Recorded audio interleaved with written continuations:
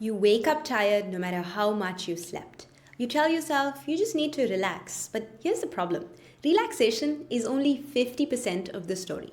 Most of us try to fix our exhaustion by relaxing a little bit more, but what if the fastest way to recharge isn't by resting more, but by doing more? Our brains often confuse physical and mental exhaustion. Most of us aren't actually physically exhausted from the kind of job we do. We're mostly mentally drained from sitting at a computer and staring at a screen all day long. And when you're mentally tired, passive rest, like sitting on your couch, eating some chips, and scrolling on your phone, it won't drain you further, but it won't fill your battery either. What actually fills your battery is the other 50%, which is active recharge. This means doing something that gives your thinking mind a little bit of a break. So forcing yourself to get up and move, do some sun salutations, do some intentional breathing, do some chanting, something to just get you in motion so that you don't stay stuck in that loop of just passively resting, but rather you're moving into this place of active recharge. I'm Sushmita, but you can call me Sushi, and I've spent the last decade helping busy minds just quiet their racing thoughts through the power of Ashtanga Vinyasa Yoga. And the biggest mistake that I see people making when it comes to actually burning out in their work is that just because we're tired, we think that we should just lie down and scroll and just passively do something so that we take a little bit of a break from the thing that is our job, that is our mental job. But what if I told you that the key to actually building an unstoppable day or unshakable focus isn't actually in taking rest, but it's in a different kind of effort? It's a switch, and I promise you, once you make this switch, once you do this simple morning practice, it can flip everything around for you, and you will have more energy and more focus than you ever thought you could. Every day when you wake up, you have a choice. A choice in how you respond to that feeling of being mentally drained. Regardless of how many hours of sleep you got, you can still wake up feeling super drained and scattered in the mornings. So the choice that you make first thing in the morning actually creates two different versions of you. There's the rabbit holer and the deep diver.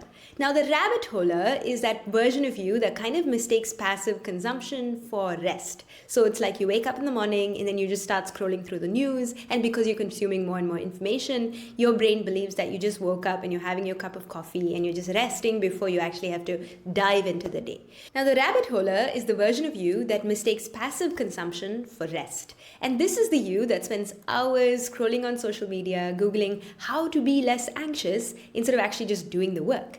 And it's a habit that's born from feeling tired and choosing the path of least resistance. Now, it's not your fault. It feels like you're decompressing or you're just catching up on things, but it only deepens your mental fatigue, and it also shatters your attention in a really real way. Then there's the deep diver. This is the you after an active recharge. Now, this version of you runs on a genuine fascination for whatever you're doing. It has a single powerful focus. And when you're in this deep diver mode, you're not worried about what you could be doing, how many other tabs are open, what other things that you're supposed to be doing that you're not doing. You're completely absorbed in a single task, the task that's right in front of you. I know you might think this is really rare. It's been a long time since I felt like that. But this is the state where you produce your best work. It's the state where you feel genuinely good about yourself at the end of the day, and you sleep feeling like, wow, I did something good for myself today. But the problem is, our world is designed to lure us into this rabbit hole mode, and with all the distractions and all the stimulation and all the things that distract us from being truly present, how can we actually choose to be a conscious deep diver every single day? The answer is to build a bridge to shift your state from feeling tired and scattered and all over the place to feeling energized and recharged and actually in control of your day. So many of us get trapped in finding the perfect morning routine. So we get these ads on Instagram, and then we fill out some quiz, and then the quiz tells us we can start our 7-day free trial. And we look at this app, it looks so cool. It's got all of these different cool animations on it, gives us these tools for breathing and journaling and doing this and doing that. And the next thing pops up on our feed the next day, and we're like, oh my gosh, wait, I should try this instead. The goal isn't to build some complex morning routine and track your water intake and every single mood that you have and journal all day long for the rest of your life, because although that sounds amazing, it's just impractical, right? The goal is to actually create a single, simple anchor for an active recharge in the morning. A practice that is kind of at the very start of your day and absorbs all of that restless, all of that frantic energy and helps just point you in one single intentional direction.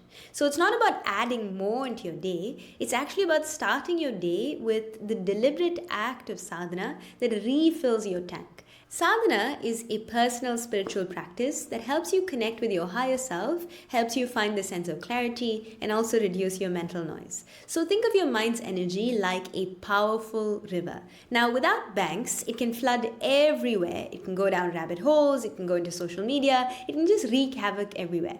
But a sadhana is a practice that builds up those riverbanks, and it doesn't stop the river's flow. It just directs the river's flow forward and harnesses all of its power.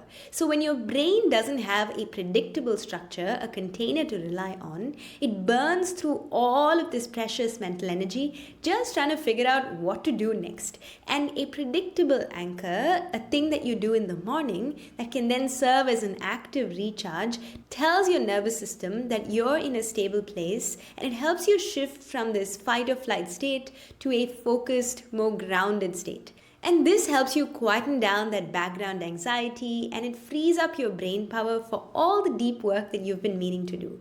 But you don't need to be spiritual to actually get the benefits of this. It can be just as simple as doing a few yoga poses, a couple of minutes of intentional breathing, or even just a quiet moment with yourself listening to a prayer or listening to a chant. The key is that it's a consistent, non-negotiable ritual that recharges you before the world gets a chance to pull you in a million different directions. So what does this actually look like? It's a simple 3-step ritual that's going to take you literally 15 minutes. Step number 1 is the active anchor. Before you touch your phone or go on your laptop, you perform a short act of this intentional moment of stillness. Now, this is a non-negotiable. Don't let your phone be the first thing that invades your private mental space. Now, this can be incredibly simple. All you have to do is maybe a few rounds of intentional 𝐸𝐸 breath where you hear the sensations, you listen to the sound, and you breathe a little bit slower. Now, this technique is known to calm down the nervous system really, really quickly. Or if you feel like you can't sit down and breathe, you can even get up and move through about 10 sun salutations. The goal here isn't to achieve enlightenment. The goal is to interrupt that default response to whenever you feel that sense of fatigue and you seek passive distraction. It's about actively recharging that frantic morning energy and creating a moment to pause. This one simple act calms down your nervous system and reminds your brain that you are in control, and not your impulses. Step number 2 is to set a single intention. Immediately after your active recharge, while your mind is still clear, you set just one single priority for the entire day. Now, don't write down 3 things, don't write down 20 things. I know you have 20 things to do. Just ask yourself, if I can get only one thing done today, just one thing, what would be the thing that would make the biggest impact? And I know this can't just be one thing for the whole day, but this one thing will be the thing that you actually complete. Even if you do 10,000 things, it will be the one big task that you actually complete. And this step is super critical because it gives all of that energy, all of that thinking mode stuff, a single clear direction. And that powerful river now has a destination that it's going to go towards, which is completing that one task. And this practice kind of kills the decision fatigue of staring at this long list and knowing, oh my gosh, which one should I do first? All of it seems urgent. Everything seems like it needs to get done today. And this often sends us into this rabbit hole of research and discovery instead of just doing the one thing that we decided to do. Step 3 is just a conscious start. Now you begin. You take the clarity and the momentum that you've just created and you apply it directly to that one single task. You open up your laptop and you start working on that one particular thing that you decided. Don't open your email, don't check your social media, don't look at the news. The first hour of your workday is the most critical hour. So by dedicating it to the most important task, the one thing that you've decided to do, you kind of guarantee a small win right there at the start start of your day. And this creates a powerful ripple effect to the rest of your day, your relationships, even your productivity. So you're leveraging the principle of momentum. An object in movement always stays in movement. And so by starting with this focused action at the start of your day, you make it far easier to stay focused and stay on it for the rest of the day. You're going to have days when you wake up feeling super tired and you don't feel like doing this. You'll reach for your phone just to turn off an alarm, but then you'll end up scrolling. You'll miss days, and that's completely, totally normal. And it's not a reason to stop trying to do this kind of active recharge. Because throughout the day, you'll find yourself slipping into these small little rabbit holes. But the moment that you actually notice yourself doing this, the moment that you notice you've slipped off, don't beat yourself up. Don't say, this is always how I am, I just get distracted. Just gently redirect your attention. Close the tabs, just do one thing at a time, take one deep breath to reset, notice where your feet are, ground yourself back, do that single act to shift your state and bring yourself back to the single intention that you set yourself for the entire day.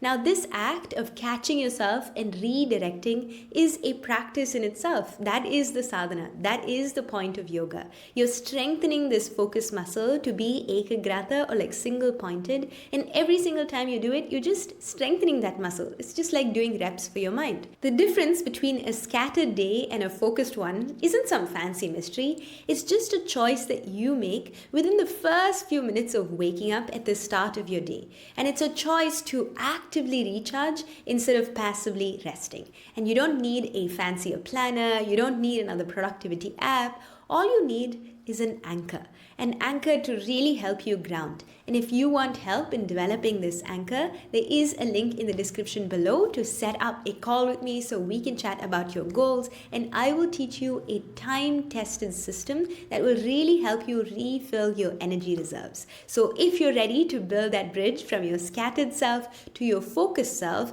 then join the Yoga Mastery program. It will really help you build this anchor through your spiritual practice or through your sadhana.